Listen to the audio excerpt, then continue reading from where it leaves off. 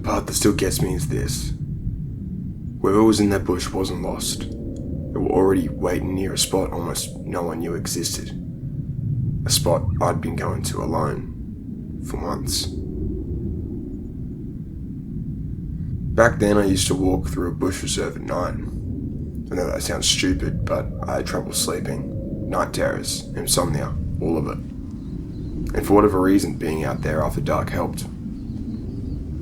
Most people would probably feel worse being alone in the bush at night. For a while, I didn't. I'd been doing those walks for a few months before this happened. Same reserve, same general route, usually around the same time. There were proper tracks to the area, but after a while I started going deeper. That's how I found the spot. I sat up on a little rise, tucked behind thick scrub. You couldn't really see it from the track unless you already knew where to look. Just a small patch of grass between bushes, quiet, hidden. And if you lay back there at night, the trees opened up just enough that you could see the sky. It became my place. I'd walk in, sit for a while, clear my head, and then go home. Never saw anyone else there. Not once. That was probably why I got careless. The night it happened, I was walking in along the little track I'd made for myself.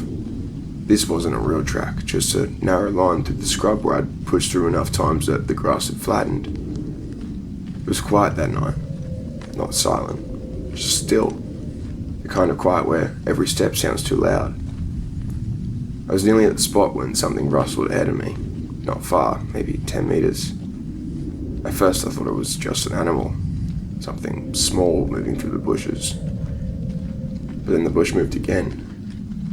And behind it, low to the ground, there was a shape.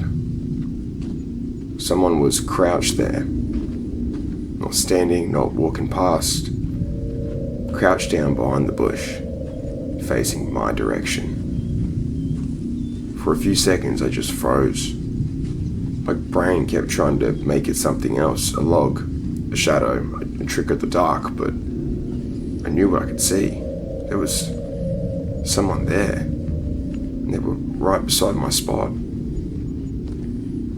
That was the first thing that really scared me. Not just that someone was in the bush, but that they were there, in that exact place. Because you didn't just stumble into it.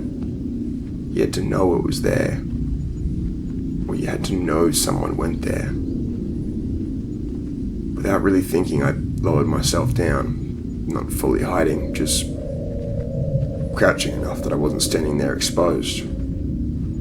The figure didn't move. That cold, shaky feeling started in my chest. The kind your body gets before your head is caught up. Then it made a sound. Not a word, not a cough. More like a low, guttural noise. Human enough to make my skin crawl, but animal enough that I couldn't tell myself it was just some drunk person messing around. Then the bush started shaking. Not from the wind, there wasn't any. It shook like someone was gripping it from behind and moving it on purpose. That was when it really hit me how alone I was. No one knew exactly where I was. No one can see me from the track. And whoever was behind that bush was close enough that if they rushed me, I wouldn't make it far. I don't know why I reacted the way I did. Maybe some part of me knew that if I turned and ran straight away, whoever was there would know I was terrified. So I did the opposite. I laughed. Not normally. Loud. Ugly.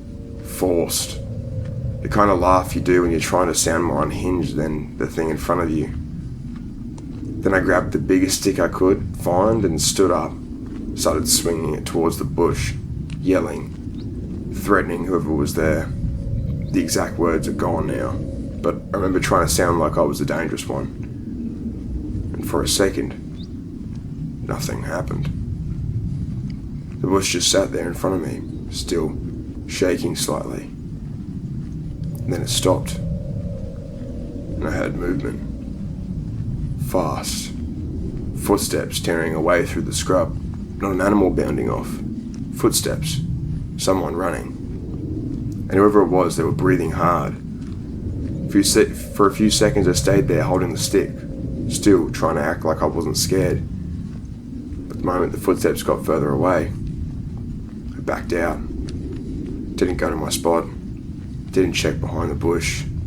Didn't try to see where they were gone. Just got myself back to the main road and kept walking until I was out of the reserve. I didn't run, but I wanted to.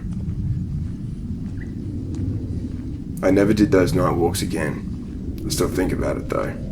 Not just the figure, not just the sound it made. What stays with me is that whoever was there was already crouched in before I arrived. Like they were waiting. And if I hadn't heard that rustle when I did, I would have walked right up to that hidden patch of grass, sat down and put my back to them.